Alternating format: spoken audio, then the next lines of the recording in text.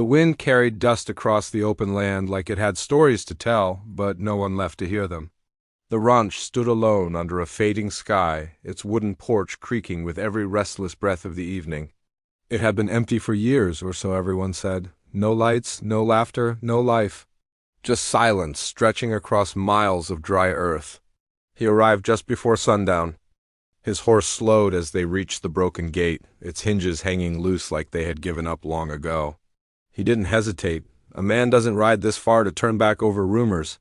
He had bought this ranch without ever setting foot on it, trading the last of his savings for land he hoped would give him something steady, something real. A fresh start in a place where no one knew his past. The boards of the porch groaned under his boots as he stepped up. His eyes moved over every detail, the worn-out chairs, the lanterns still hanging, the faint marks in the dust that looked almost too recent. That was the first thing that didn't sit right with him. This place wasn't supposed to have signs of life. His hand rested near his belt, not out of fear, but out of habit. Years on the road teach a man to expect the unexpected. He reached for the door, pushed it open slowly, and stepped inside. The air was warmer than it should have been. There was a faint smell of food, like something had been cooked not too long ago. His eyes narrowed. That didn't fit the story he had been told, not at all. He moved deeper into the house, each step quiet but firm, his senses sharpened. Then he heard it, a soft sound, a shift, not the wind. Not the house settling? Someone was there. He turned toward the far side of the room, where the light from the setting sun barely reached. And that's when he saw her. She stood still, like she had been expecting him all along. Her hand rested lightly against the wooden table beside her, steady, calm. There was no fear in her eyes. No surprise, just a quiet kind of strength that made him pause. For a moment, neither of them spoke. This was not how it was supposed to go. He had come to claim what was his, to start over, to build something from nothing, but this was not nothing. This was a woman standing in the middle of his future like she had always belonged there. "You're early," she said, her voice even, as if she were commenting on the weather. He frowned slightly. "Early for what?" Her gaze didn't waver. "For finding out the truth?" The words settled between them, heavy and unclear. He stepped forward just enough to close the distance, but not enough to make it a threat. "This ranch is mine," he said, firm but not harsh. She nodded once like she already knew. That may be so. "But I've been living here." A silence followed, thicker than before. Outside, the sun dipped lower, casting long shadows through the open door. Time felt like it was slipping faster than it should. He studied her, trying to read something in her expression. But she gave nothing away. No fear, no anger, just certainty. "You're not leaving," he said. It wasn't a question. She shook her head gently. "No." The air shifted again, not with danger, but with something harder to name. Something unexpected. He had faced storms, fights, and worse, but this was different. This was a choice. The sun touched the horizon, painting the sky in deep gold and fading red. And somewhere in that quiet moment, with the world holding its breath, he realized this ranch had come with more than land and broken fences. It had come with her. And before the last light disappeared, he made a decision that would change both their lives. But he had no idea what it would cost him. The last light of the sun slipped behind the hills, and the ranch fell into a quiet that felt heavier than before. He stood there, still watching her, trying to make sense of a situation that had no simple answer. A man buys a ranch. He expects empty land, maybe broken fences, maybe work. He does not expect someone already living inside like they have a claim stronger than paper. "You knew I was coming," he said after a moment. She moved slowly, pulling out a chair and sitting down like this was her home, like he was the one who had just walked into her world. "Word travels," she replied. "Not fast, but it gets around." He stepped further into the room, taking in the details again. There was a blanket folded neatly by the corner, a kettle near the stove, a small stack of supplies that looked carefully managed. This wasn't someone passing through. This was someone surviving. "How long have you been here?" he asked. She hesitated just for a second, like the question carried more weight than it should. "Long enough to know this place better than anyone who sold it to you." That answer didn't sit right. but neither did anything else. He leaned against the table, keeping his distance but not breaking eye contact. Then maybe you should start talking. Because from where I stand, this land was up for sale and I paid for it fair. Her fingers traced the edge of the table, slow and thoughtful. And from where I stand, land doesn't always belong to the man holding the paper. The words weren't sharp, but they carried something deeper. Not anger, not defiance. Something closer to truth. He exhaled, steady but controlled. That sounds like a story. It is, she said quietly. Outside, the wind picked up again, brushing against the walls like it was listening. Inside, the air felt still, caught between past and present. She looked toward the window for a moment, then back at him as if deciding how much to say. This ranch wasn't empty when I found it, she began. Not in the way people think. It had been left behind, yes, but not forgotten. He crossed his arms, waiting. There was a family here, she continued. They didn't leave because they wanted to. They left because they had to. He frowned. That's not what I was told. Of course not, she said, almost with a hint of something bitter. People don't sell land by telling the truth about it. That made him pause. He had dealt with enough men in his life to know that not every deal came clean. Still, he had asked questions. He had made sure, or at least he thought he had. What happened to them? He asked. Her gaze shifted slightly, not avoiding him, but not fully meeting his eyes either. Depends on who you ask. That's not an answer. It's the only one I have. Silence settled again, but this time it felt tighter, like the walls themselves were holding something in. He pushed off the table and walked toward the door, glancing out at the land that now belonged to him, yet felt unfamiliar in a way he couldn't explain. You expect me to believe you just walked in here one day and decided to stay? He said without turning back. No, she replied. I expect you to believe I had nowhere else to go. That, at least, sounded honest. He turned back to face her. And now?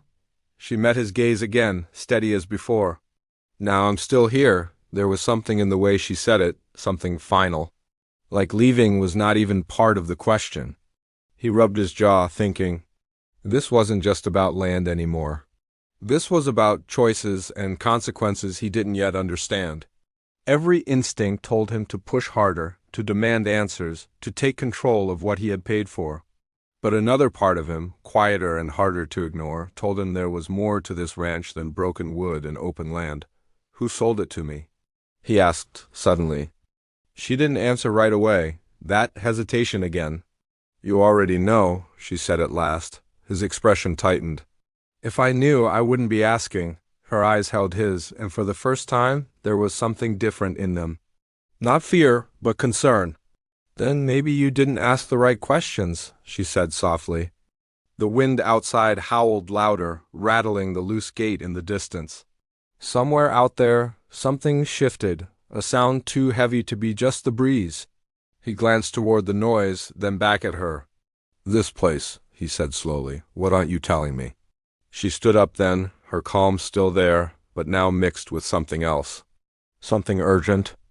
If you're going to stay, she said, you need to understand one thing first. He waited. Her voice dropped, just enough to make the words feel heavier. You didn't just buy a ranch? The words stayed in the air long after she said them, as if the ranch itself was holding on to them. He didn't respond right away. He had heard warnings before in his life, from men trying to scare him off land, from strangers guarding secrets that weren't worth much. But this felt different. There was no bluff in her voice. He stepped outside, drawn by the sound he had heard earlier.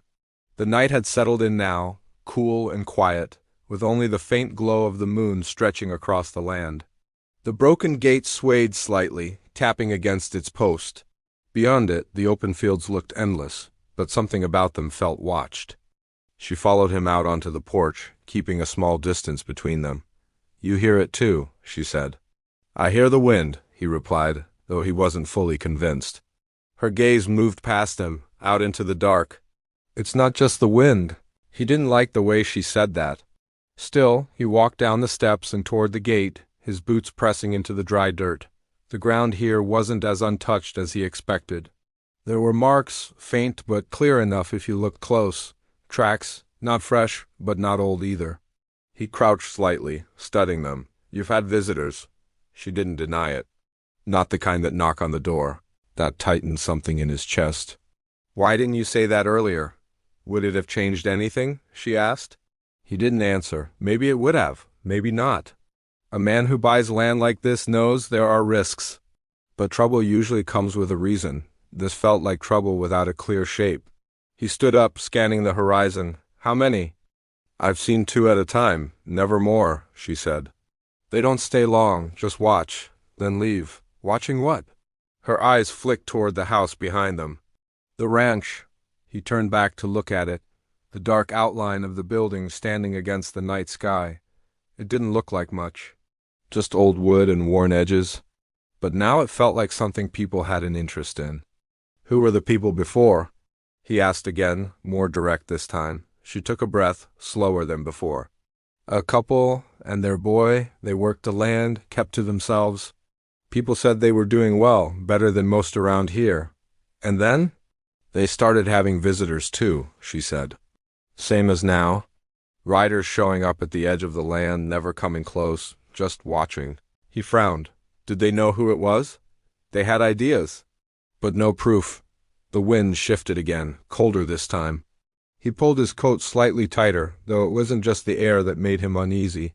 "What happened to them?" he pressed. Her voice lowered. "One morning, they were gone. No wagon tracks, no sign of packing." "Just gone? That doesn't make sense." "Exactly," she said. He looked back down at the tracks near the gate. If what she was saying was true, then this wasn't just about a stranger staying in an empty house. This was about something unfinished. "You stayed anyway," he said. After hearing that story, "I didn't hear it first," she replied. "I learned it after I was already here." That explains something. "Not everything, but enough." "Why not leave once you knew?" he asked. Her expression shifted slightly, not fear, not regret, something more complicated. "Because I found something." He looked at her sharply. "What kind of something?" She hesitated again, longer this time. The silence stretched, filled only by the distant sound of the gate and the faint rustle of the land. "Inside the house," she said finally. "Something they left behind. Something worth staying for." His mind ran through possibilities, money, documents, something hidden. But if it was valuable, then others would be looking for it too. "The riders," he said slowly. "They're not just watching the ranch. They're looking for whatever that is." She didn't confirm it, but she didn't deny it either. A long moment passed between them as the pieces began to come together, though not clearly enough to settle anything. If there was something hidden here, then he had walked straight into more than he bargained for. "You're going to show me," he said. She studied him, weighing the decision. "Maybe that's not how this works," he replied, firmer now. "This is my land. And that," she said quietly, "is exactly why you're in danger." Before he could respond, a distant sound cut through the night, not the wind this time. Not the gate, hoofbeats. Both of them turned toward the open land at the same time. Far off, barely visible in the low light, shadows moved against the horizon. She stepped back slightly, her voice just above a whisper. "They're early." His jaw tightened as he watched the figures grow clearer, slow and steady, heading straight for the ranch. "It looks like," he said, his voice low, "we're about to get some answers." But something told him those answers wouldn't come easy. The hoofbeats grew louder, steady and unhurried, like the riders already knew exactly where they were going. He didn't move at first, just stood there near the gate, watching the shadows take shape against the dim light of the horizon. 2 riders, just like she had said. No rush, no panic, that made it worse. She stepped closer to him, her voice low but firm. "They don't usually come this close?" "Then something's changed," he replied. The air felt tight, like the ranch itself was holding its breath. He glanced back at the house, then at her. "Whatever you found inside, they're here for it." Her expression told him he was right, even before she spoke. "Yes. Then we don't wait out here," he said. "We go inside. You show me what this is really about." For a second, she hesitated again. Not out of doubt, but like she was crossing a line she had been holding for a long time. Then she nodded. "All right." They moved quickly toward the house, the sound of hoofbeats growing closer behind them. Each step up the porch felt heavier now, no longer just an old ranch under a quiet sky, but a place with something hidden beneath it, something people were willing to come back for. Inside, she didn't stop in the main room. She went straight toward the back, pushing open a narrow door that led to a smaller space. He followed close behind, his eyes scanning every corner out of habit. "This," she said, kneeling near the floor. At first, he didn't see anything unusual, just worn wood, scratched and aged like the rest of the place. Then she reached down and pulled at a loose board. It lifted with a soft creak, revealing a hidden space beneath. His attention sharpened immediately. She reached inside and pulled out a small metal box, old but solid, the kind made to last. She held it for a moment like it carried more than just weight. "This is why I stayed," she said. He crouched beside her. "What's in it?" "I didn't open it," she admitted. That surprised him. "You've been here all this time and never looked?" Her eyes met his. "Some things feel bigger than curiosity." Before he could respond, a sound echoed from outside. The riders had reached the porch. The faint thud of boots hitting wood made his muscles tense instantly. "No more waiting," he said. She handed him the box without another word. It felt heavier than he expected, not just in weight, but in meaning. Whatever was inside had brought those men here, had driven a family away, had kept her tied to this place. The front door creaked open. Both of them turned toward the sound. Two figures stepped inside, their outlines dark against the faint light behind them. They didn't speak right away, just stood there, taking in the room like they had done it before. One of them finally broke the silence. "Took longer than we thought." His grip tightened on the box, but he didn't move. "You're a long way from minding your own business." The man let out a small, dry laugh. "This is our business." She shifted slightly beside him, not hiding, not stepping back. That same quiet strength still there, even now. "You've been coming here for years," she said. "Watching, waiting, why?" The second man stepped forward, his eyes fixed on the box in his hands. "Because that doesn't belong to you." He felt the weight of those words, but he didn't let it show. "Seems like no one here can agree on who things belong to." The first man tilted his head slightly. "Open it." The request landed heavy. Not a command, but close enough. He glanced at her for just a second. She gave a small nod, though her expression was tense now, more than before. Slowly, carefully, he set the box on the table. Every movement felt louder than it should, every second stretching longer. Outside, the wind picked up again, rattling the walls. Inside, the silence pressed in tight. His fingers moved to the latch. "This better be worth it," he said under his breath. The men didn't respond.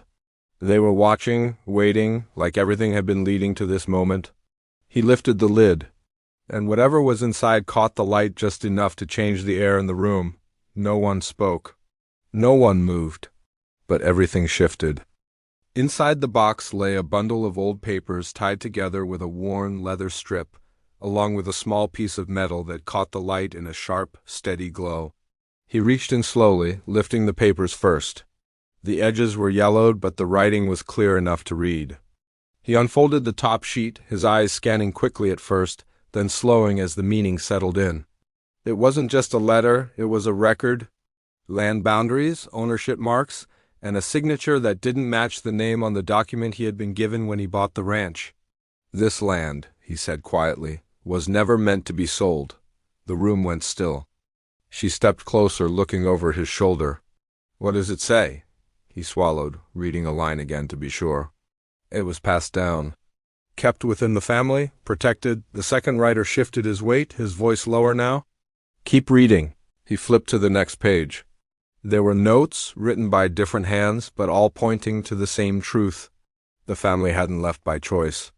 They had been forced out, pressured until they disappeared without a trace, and the land had been sold off quietly, like it meant nothing. "That's why you've been watching," he said, looking up at the men. "You knew this wasn't a fair sale." The first writer nodded once, slow and steady.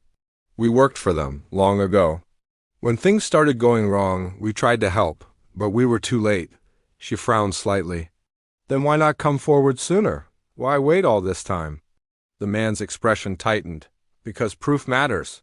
And that box was the only thing left that could set things right. He looked back down at the metal piece still resting in the box. He picked it up carefully. It was a small emblem, marked with a symbol that matched one of the signatures on the paper. "A claim seal," he said. "This ties everything together." The tension in the room began to shift, not gone, but changing into something clearer. The truth had been sitting under that floor the whole time, waiting for someone willing to face it. She crossed her arms slightly, thinking, "So what happens now?" He looked at her, then at the men, then back at the papers in his hands. "Now we decide what's right." The first writer stepped forward, his tone calmer than before. "That land was never ours to take. And it wasn't yours to buy, not in the way it was done. But you came here, honest. You stayed. That counts for something." He let out a slow breath. This was not the ending he had imagined when he first rode through that broken gate. But it felt more real than anything he had planned. He turned to her. "You stayed when you could have left. You protected this place without even knowing the full truth." Her gaze held his, steady and sure. "It felt like it mattered. It does," he said. The wind outside softened, like the land itself was easing after holding on to its secrets for too long. He looked down at the papers one last time, then folded them carefully. "This ranch doesn't belong to the past anymore. It deserves a future built the right way." She studied him, searching for doubt, but found none. "And what does that mean for us?" He gave a small, thoughtful smile. "It means we stop running from what this place is. We fix it together." The writers exchanged a glance, then stepped back. "That's all we needed to hear," one of them said. "The truth is out now. What you do with it is up to you." They turned and walked out without another word, leaving the house quieter than before, but not empty. He set the box down gently and looked at her. For the first time since he arrived, the tension between them felt lighter, replaced with something stronger. "You still not leaving?" he asked. She shook her head, a faint smile forming. "No," he nodded. "Good, because I think this place could use both of us." Outside, the first light of a new day began to rise over the land, touching the ranch with a soft, golden glow. The broken gate, the worn porch, the quiet fields, all of it looked a little different now, not abandoned, not forgotten, just waiting. And as they stood there, side by side, the future no longer felt uncertain. It felt earned. Thanks for watching this story. Subscribe to the channel for more heartfelt stories. Your support helps keep these stories alive. Tell me in the comments what you felt about this story and what kind of stories you want to see next. See you in the next story.